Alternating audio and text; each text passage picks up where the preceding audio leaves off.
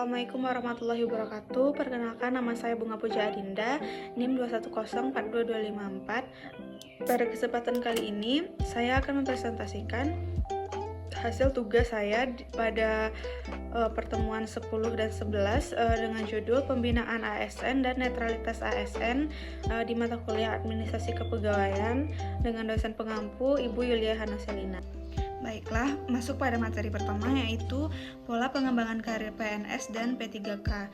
Dalam pola pembinaan PNS, ini akan menggambarkan alur pengembangan karir yang menunjukkan keterkaitan dan keserasian antara jabatan, pangkat, pendidikan, dan pelatihan atau diklat, kemudian kompetensi, serta masa jabatan seorang PNS atau P3K sejak pengangkatan pertama dalam jabatan tertentu hingga mereka pensiun. Dua, yaitu pola pengembangan karir PNS itu ada metode dan teknik penyusunan pola karirnya, di mana ada 3 cara, yaitu cara, tahapan, dan langkah-langkah penyusunan pola karir. Hal ini dilakukan dengan memadukan keterkaitan unsur-unsur pola karir dengan pendidikan formal, kemudian diklat, usia, masa kerja, pangkat golongan ruang, tingkat jabatan, pengalaman jabatan, penilaian prestasi kerja, dan kompetensi.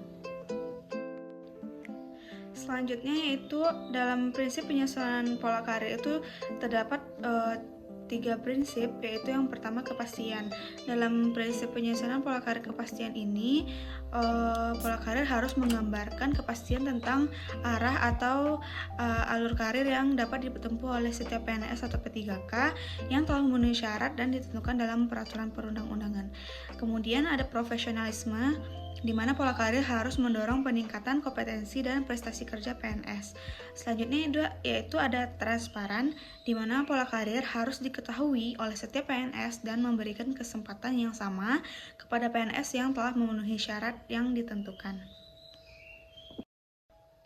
Selanjutnya yaitu pola pengembangan karir Polri.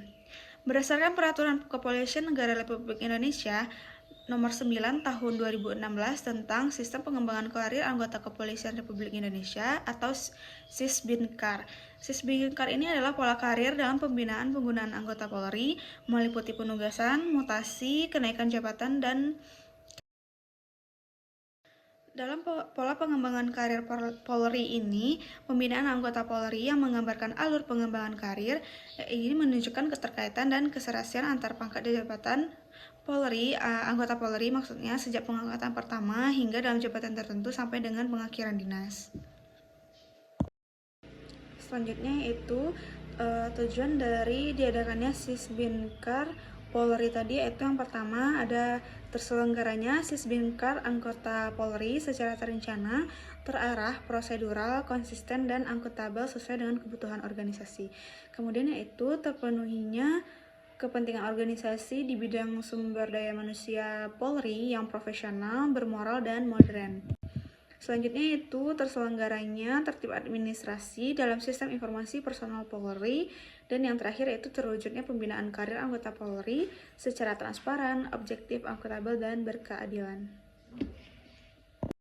Adapun pembinaan pola karir anggota Polri yang terdiri atas 3, yaitu yang pertama ada karir perwira Polri. Nah, dalam karir perwira Polri ini dimulai sejak penugasan pada pangkat Inspektur Polisi 2 sampai dengan Jenderal Polisi melalui jenjang jabatan struktural atau fungsional baik di dalam maupun di luar struktur organisasi Polri. Nah, kemudian yaitu ada karir Bintara Polri yang dimulai sejak penugasan pada pangkat Brigadir Polisi 2 sampai dengan Ajun Inspektur Polisi 1 melalui jabatan struktural atau fungsional baik di dalam maupun di luar struktur organisasi. Dan yang terakhir yaitu ada karir Tamtama Polri yang dimulai sejak penugasan pada pangkat Bayangkara 2 sampai dengan Ajun Brigadir Polisi dan melalui jabatan struktural atau fungsional. Selanjutnya yaitu ada pola pengembangan karir Polri dengan beberapa prinsip pengembangan karir, yaitu yang pertama ada transparan, kemudian objektif, kemudian ada prosedural, akuntabel, profesional, dan adil. Kemudian yaitu ada pembinaan karir TNI. Dalam pembinaan prajurit TNI ini mengacu pada tetap lestarinya tradisi kepejuangan sehingga mampu mengemban setiap tugas yang dibebankan kepadanya. sebagai kekuatan pertahanan negara. Kemudian, pembinaan prajurit TNI merupakan salah satu fungsi komando yang menjadi tanggung jawab setiap komandan atau pimpinan satuan TNI yang bersangkutan, mulai dari yang terendah sampai yang tertinggi. Adapun azas-azas dalam pembinaan karir TNI ada 6, yaitu yang pertama ambek paratama arta, yaitu mendahulukan yang perlu didahulukan demi tercapainya daya guna dan hasil guna yang ditentukan dalam jangka waktu tertentu. Kemudian ada belaka, kemudian ada waskita, kemudian ada terpadu, kemudian ada mumpuni, dan yang terakhir itu ada adil. Materi selanjutnya itu pendidikan dan latihan bagi ASN atau diklat ASN. Dalam diklat tersebut ada beberapa, yaitu yang pertama diklat kepemimpinan. Diklat kepemimpinan ini bertujuan untuk mencapai persyaratan kompetensi kepemimpinan aparatur pemerintah yang dengan jenjang jabatan struktural. Nah, untuk diklat kepemimpinan ini ada beberapa tingkatan. Yang pertama diklat PIM tingkat 1 untuk PNS yang jabatannya eselon tingkat 1, kemudian diklat PIM tingkat 2 untuk eselon 2, dan diklat PIM 3 untuk eselon 3. Kemudian ada diklat jabatan fungsional. Nah, dalam diklat jabatan fungsional ini merupakan persyaratan untuk mencapai kompetensi sesuai dengan jenis dan jenjang jabatan fungsional masing-masing. Adapun contohnya yaitu yang pertama diklat TOT Outward Bound, kemudian diklat TOT PKT atau pola kerja terpadu, kemudian ada diklat TOT umum kewidyaiswaraan, dan yang terakhir ada diklat untuk perencanaan peningkatan kinerja. Selanjutnya yaitu diklat teknis. Diklat ini untuk mencapai persyaratan kompetensi teknis yang diperlukan untuk pelaksanaan tugas PNS. Dan bisa kita lihat di bawah yaitu contoh-contoh dari diklat teknis ini, yaitu ada diklat IGOS, teknologi informasi terpadu, penyidik pegawai negeri sipil, dan diklat PBJ atau pengadaan barang dan jasa. Masuk pada materi selanjutnya yaitu kedudukan LAN atau lembaga administrasi negara. LAN ini dibentuk berdasarkan peraturan pemerintah nomor 30 tahun 1957 tertanggal pada 6 Agustus 1957. LAN ini bertugas untuk melaksanakan tugas pemerintahan tertentu dari presiden. Nah, LAN ini berada di bawah dan bertanggung jawab langsung kepada presiden yang dalam melaksanakan tugas-tugasnya ini berkoordinasi dengan menteri yang bertanggung jawab di bidang pendayaan aparatur negara. Dalam hal ini, menterinya itu Menteri Pendayaan Aparatur dan Reformasi Birokrasi. Adapun kedudukan LAN yaitu sebagai lembaga pemerintah non-kementerian yang berada di bawah presiden langsung, yang dalam melaksanakan tugas dan fungsi lembaga tersebut berkoordinasi melalui menteri yang membidangi urusan pendayaan aparatur negara dan reformasi birokrasi. Materi selanjutnya yaitu kedudukan dan fungsi lembaga administrasi negara. Lembaga administrasi negara tersebut menyelenggarakan beberapa fungsi. Di antaranya itu ada pengkajian dan penyusunan kebijakan nasional tertentu, kemudian pengkajian dan di bidang kebijakan reformasi administrasi negara dan hukum administrasi negara, kemudian pengembangan inovasi administrasi di bidang tata pemerintahan, pelayanan publik, serta kelembagaan dan sumber daya aparatur dan fungsi-fungsi lainnya. Kemudian yaitu ada kedudukan dan fungsi BKN. BKN atau Badan Kepegawaian Negara adalah sebuah lembaga pemerintah non-departemen yang berkedudukan langsung di bawah dan bertanggung jawab kepada Presiden. Adapun fungsinya yaitu untuk menyempurnakan, memelihara, dan mengembangkan administrasi negara di bidang kepegawaian sehingga tercapainya kelancaran jalannya pemerintahan. Kemudian yaitu ada kedudukan dan fungsi BKD. Adapun fungsinya yaitu yang pertama penyusunan dan penetapan kebijakan teknis di bidang manajemen kepegawaian, kemudian penyelenggaraan pengadaan mutasi, pemberhentian pensiun, serta status kedudukan hukum pegawai negeri sipil, kemudian penyelenggaraan administrasi pensiun, pejabat negara dan mantan pejabat negara, kemudian penyelenggaraan sistem informasi manajemen kepegawaian, kemudian penyelenggaraan pengawasan dan pengendalian pelaksanaan manajemen kepegawaian, dan penyelenggaraan pemetaan potensi dan penilaian kompetensi pegawai negeri sipil. Materi selanjutnya yaitu kedudukan dan fungsi BKD. berdasarkan Keputusan Presiden Nomor 159 Tahun 2000 tentang pedoman pembentukan Badan Kepegawaian Daerah, bahwa yang dimaksud dengan BKD adalah perangkat daerah yang melaksanakan manajemen pegawai negeri sipil dalam membantu tugas pokok pejabat pembina kepegawaian daerah. Nah, BKD ini mempunyai tugas dalam membantu bupati atau wali kota dalam melaksanakan fungsi penunjang urusan pemerintahan di bidang kepegawaian, pendidikan dan pelatihan yang menjadi kewenangan daerah dan tugas pembantuan yang diberikan. Adapun fungsi BKD yaitu salah satunya yaitu perumusan kebijakan di bidang jabatan, kemudian pelaksanaan kebijakan di bidang jabatan dan pelaksanaan evaluasi, pelaksanaan administrasi dan pelaksanaan fungsi lainnya. Oke, baiklah, masuk pada materi yang selanjutnya yaitu netralitas PNS dan P3K.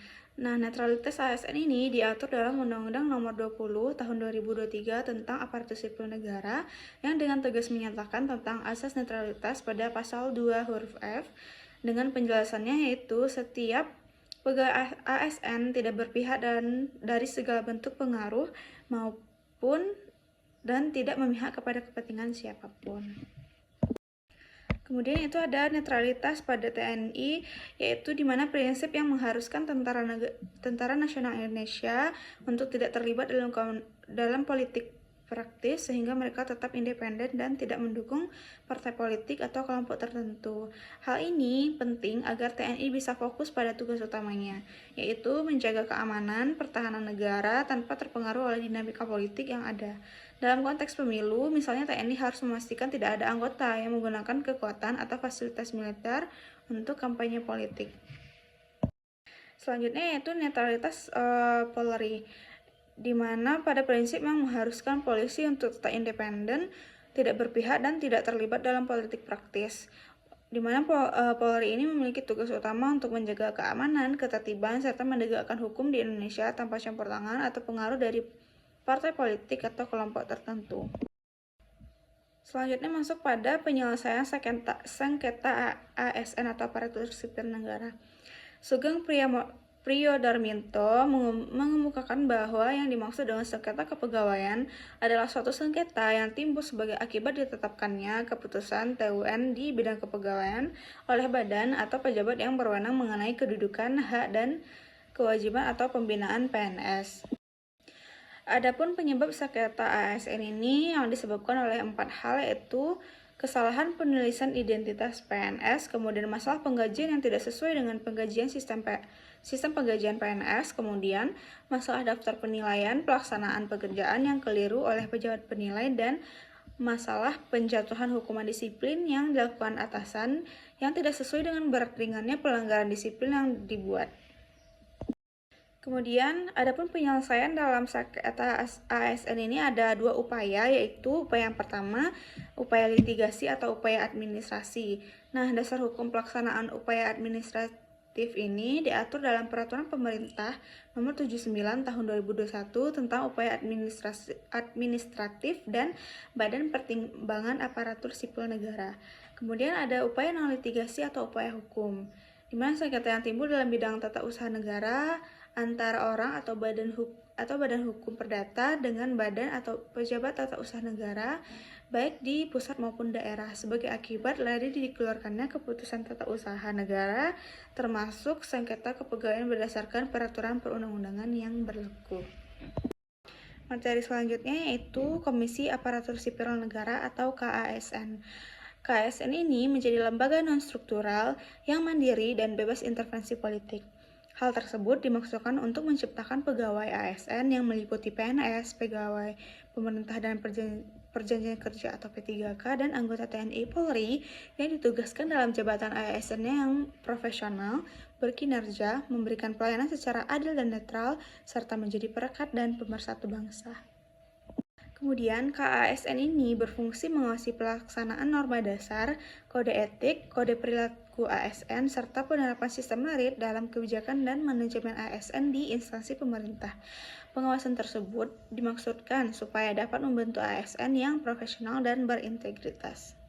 Terakhir yaitu KASN juga memiliki tugas yang penting, yaitu menjaga netralitas pegawai ASN, mengawasi atas pembinaan profesi ASN, dan melaporkan pengawasan dan evaluasi pelaksanaan kebijakan manajemen ASN kepada Presiden. Dengan adanya tugas itu, maka diharapkan pegawai ASN dapat berkonsentrasi terhadap tugas dan fungsi mereka dalam melayani masyarakat. Baiklah, sekian hasil presentasi saya mengenai pembinaan ASN dan netralitas ASN.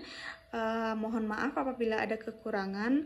Sekian dari saya. Assalamualaikum warahmatullahi wabarakatuh.